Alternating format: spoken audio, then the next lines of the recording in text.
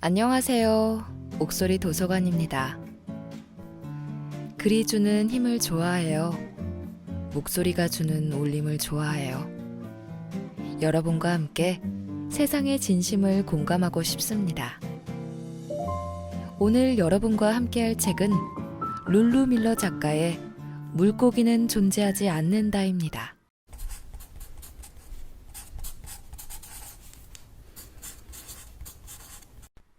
물고기는 존재하지 않는다는 세계라는 거대한 구조 속에서 물고기는 어떤 존재인가에 관해 우리의 관념을 뒤집어 엎으며 자유분방한 여정을 그려나간다. 사랑을 잃고 삶이 끝났다고 생각한 그 순간 데이비드 스탄 조던은 우연히 알게 된 저자는 그가 혼돈에 맞서 싸우는 것을 전혀 두려워하지 않는 모습에 매혹되어 그의 삶을 추적해 나가기 시작한다. 저자 역시 이 세계에서 혼돈이란 그런 일이 일어난다면의 가정의 문제가 아니라 언제 일어나는가의 시기의 문제이며 어느 누구도 이 진리를 피할 수 없다고 생각해왔기 때문이다. 하지만 조던의 이야기는 독자들을 전혀 예상하지 못한 곳으로 이끌며 이윽고 엄청난 충격으로 우리의 눈을 번쩍 뜨이게 만든다. 룰루 밀러가 친밀하면서도 독특한 방식으로 들려주는 이 책은 과학에 관한 고군분투이자 사랑과 상실, 혼돈에 관한 이야기다. 나아가 신념이 어떻게 우리를 지탱해주며 동시에 그 신념이 어떻게 유해한 것으로 변질될 수 있는지를 알려준다. 이 책 속 의문들을 하나하나 파헤쳐 나가다 보면 독자 여러분도 이 이면에 숨겨져 있는 더 깊고 더 특별한 인생의 비밀 한 가지와 만나게 될 것이다.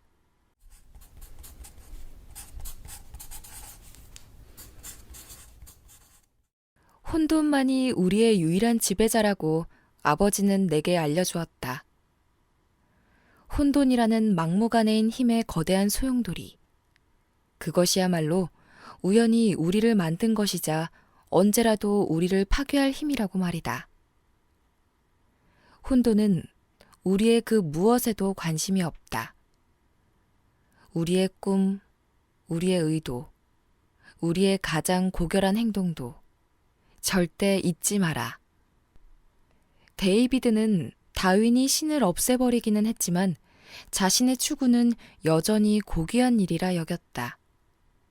그는 자연의 사다리의 형태, 그러니까 모든 동물들과 식물들이 서로 어떻게 연결되어 있고 지위가 정해져 있는지를 드러내줄 가장 높은 청사진에 대한 추적을 계속 이어갔다. 데이비드는 물고기의 해부학적 구조를 상세히 들여다보는 것은 우리의 진짜 창조 이야기, 인간을 만드는데 어떤 생명의 실험들이 필요할지를 알아내기 위한 일이라고 생각했다. 그러니까 그가 하는 일은 다른 생물들의 우연한 실수와 성공들 속에 쓰여 있는 잠재적으로 인류가 더욱더 진보하도록 도와줄 실마리들을 찾는 것이다. 이 세계에는 실제인 것들이 존재한다. 우리가 이름을 붙여주지 않아도 실제인 것들이. 어떤 분류학자가 어떤 물고기 위로 걸어가다가 그 물고기를 집어들고 물고기라고 부른다고 해서 그 물고기가 신경이나 쓰겠는가? 이름이 있든 없든 물고기는 여전히 물고기인데 그는 물고기의 뼈와 내부 기관에서 실마리를 찾고 있었다. 어느 생물이 어느 생물을 낳았는지에 관한 실마리, 생명이 흘러가는 방향에 관한 실마리, 인간을 만드는 데 필요한 실험에 관한 실마리, 그리고 어쩌면 사람들을 개선하기 위한 비결에 관한 실마리를. 우리는 세상이 기본적으로 냉담한 곳이라는 것을 잘 알고 있다. 우리가 아무리 열심히 노력해도 성공은 보장되지 않고 수십만 명을 상대로 경쟁해야 하며 자연 앞에서 무방비 상태이고 우리가 사랑한 모든 것이 결국에는 파괴될 것임을 알면서도 이렇게 살아가고 있으니 말이다. 하지만 작은 거짓말 하나가 그 날카로운 모서리를 둥글게 깎아낼 수도 있고 인생의 시련 속에서 계속 밀고 나아가도록 도와줄 수도 있으며 그 시련 속에서 가끔 우리는 우연한 승리를 거두기도 한다. 인간의 지력으로 도저히 다 이해할 수 없는 생태의 복잡성에 대한 이러한 조심스러움과 겸손함, 공경하는 마음은 사실 대단히 오래된 것이다. 이는 때로 민들레 원칙이라고도 불리는 철학적 개념이다.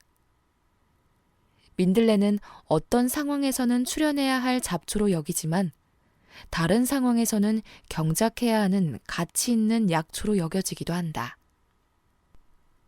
다윈이 나타나 신의 계획이라는 관념이 허상임을 폭로했을 때 데이비드는 지구의 피조물들이 우연히 생겨났다는 사실을 받아들였다. 하지만 완벽함의 계층 구조에 관한 관념을 유지하는 방법을 어떻게든 찾아내려 애썼다. 그는 자신에게 이렇게 말했다. 생명의 형태를 만드는 것은 신이 아니라 시간이라고.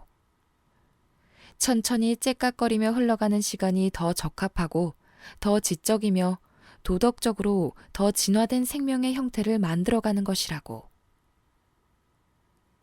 자연에서 생물의 지위를 매기는 단 하나의 방법이란 결코 존재하지 않는다.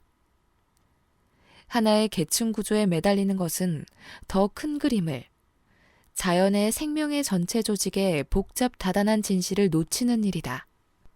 좋은 과학이 할 일은 우리가 자연에 편리하게 그어놓은 선들 너머로 보려고 노력하는 것.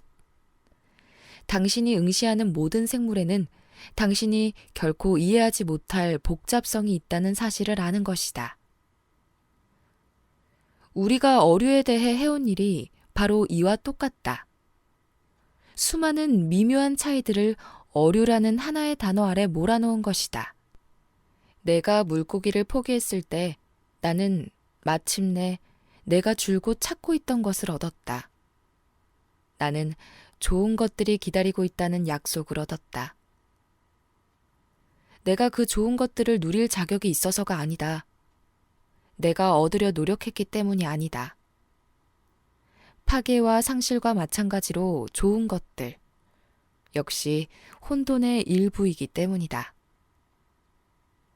죽음의 이면인 삶, 부패의 이면인 성장, 그 좋은 것들, 그 선물들, 내가 눈을 가늘게 뜨고 황량함을 노려보게 해주고 그것을 더 명료히 보게 해준 요령을 절대 놓치지 않을 가장 좋은 방법은 자신이 보고 있는 것이 무엇인지 전혀 모른다는 사실을 매 순간 인정하는 것이다.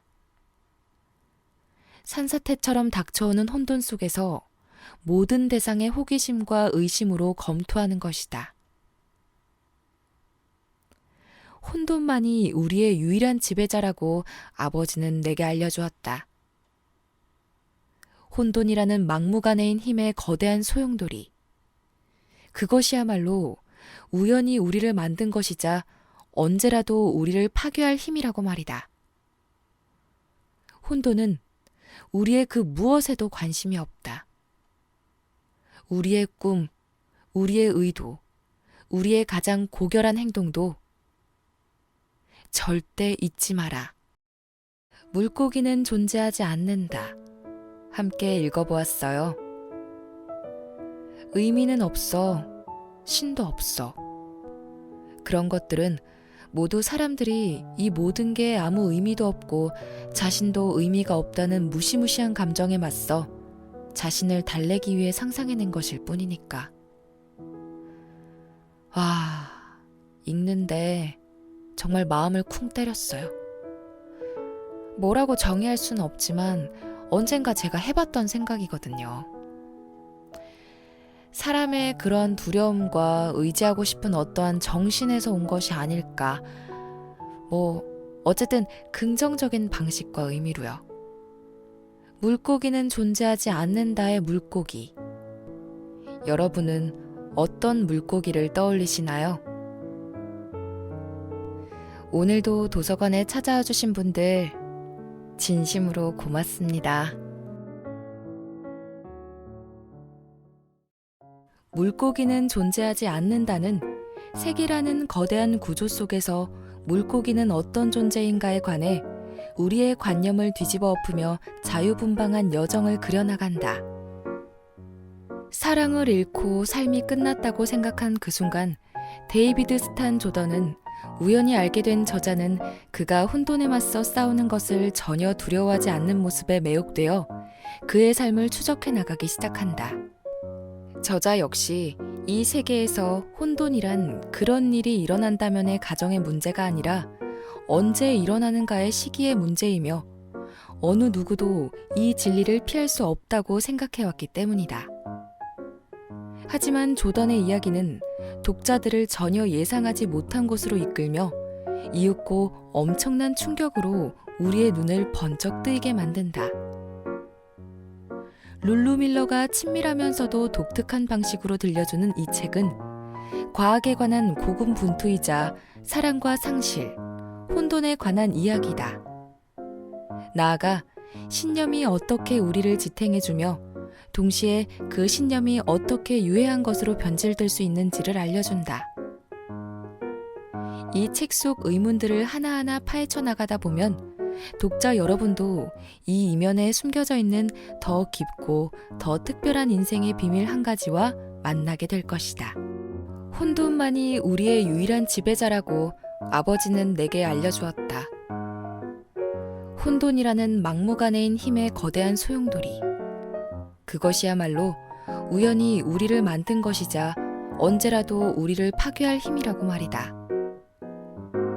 혼돈은 우리의 그 무엇에도 관심이 없다. 우리의 꿈, 우리의 의도, 우리의 가장 고결한 행동도 절대 잊지 마라. 데이비드는 다윈이 신을 없애버리기는 했지만 자신의 추구는 여전히 고귀한 일이라 여겼다. 그는 자연의 사다리의 형태, 그러니까 모든 동물들과 식물들이 서로 어떻게 연결되어 있고 지위가 정해져 있는지를 드러내줄 가장 높은 청사진에 대한 추적을 계속 이어갔다.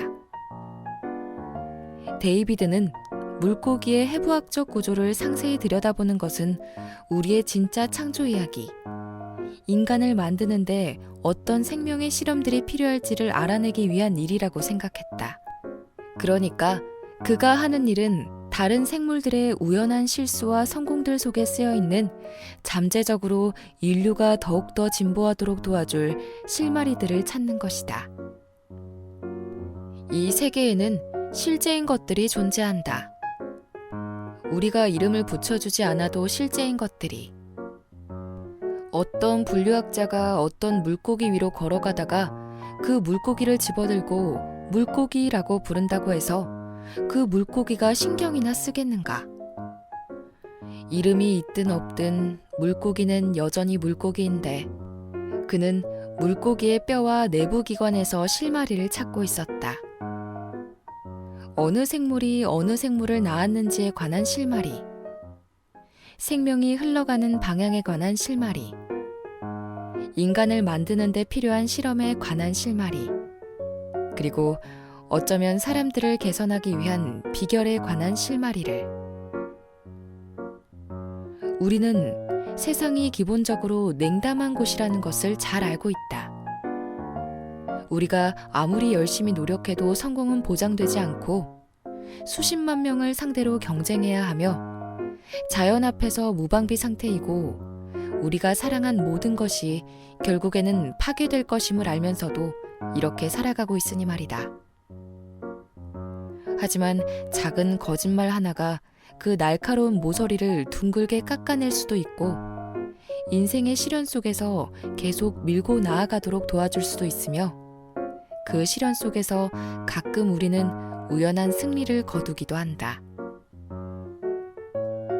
인간의 지력으로 도저히 다 이해할 수 없는 생태의 복잡성에 대한 이러한 조심스러움과 겸손함, 공경하는 마음은 사실 대단히 오래된 것이다. 이는 때로 민들레 원칙이라고도 불리는 철학적 개념이다. 민들레는 어떤 상황에서는 출현해야 할 잡초로 여기지만 다른 상황에서는 경작해야 하는 가치 있는 약초로 여겨지기도 한다. 다윈이 나타나 신의 계획이라는 관념이 허상임을 폭로했을 때 데이비드는 지구의 피조물들이 우연히 생겨났다는 사실을 받아들였다. 하지만 완벽함의 계층 구조에 관한 관념을 유지하는 방법을 어떻게든 찾아내려 애썼다. 그는 자신에게 이렇게 말했다. 생명의 형태를 만드는 것은 신이 아니라 시간이라고. 천천히 째깍거리며 흘러가는 시간이 더 적합하고 더 지적이며 도덕적으로 더 진화된 생명의 형태를 만들어가는 것이라고. 자연에서 생물의 지위를 매기는 단 하나의 방법이란 결코 존재하지 않는다. 하나의 계층 구조에 매달리는 것은 더 큰 그림을, 자연의 생명의 전체 조직의 복잡 다단한 진실을 놓치는 일이다. 좋은 과학이 할 일은 우리가 자연에 편리하게 그어놓은 선들 너머로 보려고 노력하는 것. 당신이 응시하는 모든 생물에는 당신이 결코 이해하지 못할 복잡성이 있다는 사실을 아는 것이다. 우리가 어류에 대해 해온 일이 바로 이와 똑같다. 수많은 미묘한 차이들을 어류라는 하나의 단어 아래 몰아놓은 것이다. 내가 물고기를 포기했을 때 나는 마침내 내가 줄곧 찾고 있던 것을 얻었다. 나는 좋은 것들이 기다리고 있다는 약속을 얻었다. 내가 그 좋은 것들을 누릴 자격이 있어서가 아니다. 내가 얻으려 노력했기 때문이 아니다. 파괴와 상실과 마찬가지로 좋은 것들, 역시 혼돈의 일부이기 때문이다. 죽음의 이면인 삶, 부패의 이면인 성장, 그 좋은 것들, 그 선물들. 내가 눈을 가늘게 뜨고 황량함을 노려보게 해주고 그것을 더 명료히 보게 해준 요령을 절대 놓치지 않을 가장 좋은 방법은 자신이 보고 있는 것이 무엇인지 전혀 모른다는 사실을 매 순간 인정하는 것이다. 산사태처럼 닥쳐오는 혼돈 속에서 모든 대상의 호기심과 의심으로 검토하는 것이다. 혼돈만이 우리의 유일한 지배자라고 아버지는 내게 알려주었다. 혼돈이라는 막무가내인 힘의 거대한 소용돌이. 그것이야말로 우연히 우리를 만든 것이자 언제라도 우리를 파괴할 힘이라고 말이다. 혼돈은 우리의 그 무엇에도 관심이 없다. 우리의 꿈, 우리의 의도, 우리의 가장 고결한 행동도 절대 잊지 마라.